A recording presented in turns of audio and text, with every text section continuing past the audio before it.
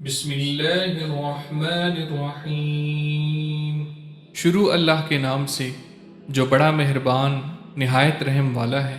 یا بنی اسرائیل اذکروا نعمتی التي انعمت علیکم واوفوا بعہدی اوف بعہدکم وإياي فارهبون وآمنوا بما أنزلت مصدقا لما معكم ولا تكونوا أول كافر به ولا تشتروا بآياتي ثمنا قليلا وإياي فاتقون۔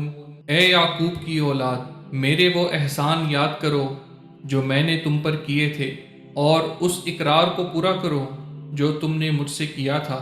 میں اس اقرار کو پورا کروں گا جو میں نے تم سے کیا تھا، اور مجھی سے ڈرتے رہو۔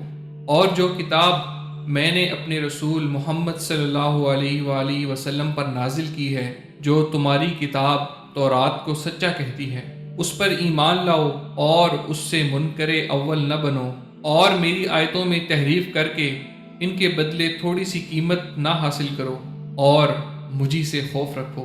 ولا تلبسوا الحق بالباطل وتكتموا الحق وأنتم تعلمون وأقيموا الصلاة وآتوا الزكاة واركعوا مع الراكعين۔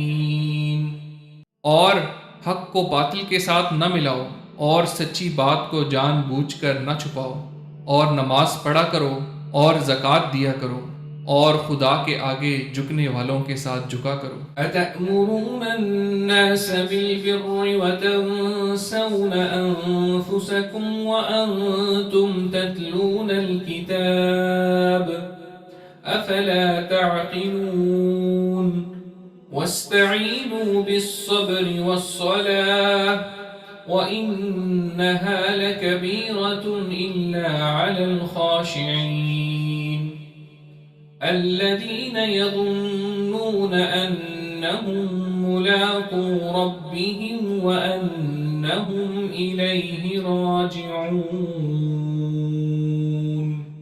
یہ کیا عقل کی بات ہے کہ تم لوگوں کو نیکی کرنے کو کہتے ہو اور اپنے تئیں فراموش کیے دیتے ہو، حالانکہ تم کتاب خدا بھی پڑھتے ہو۔ کیا تم سمجھتے نہیں؟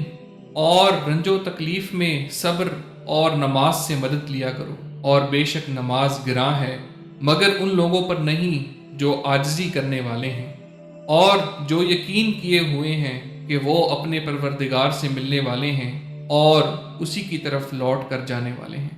صدق اللہ العظیم۔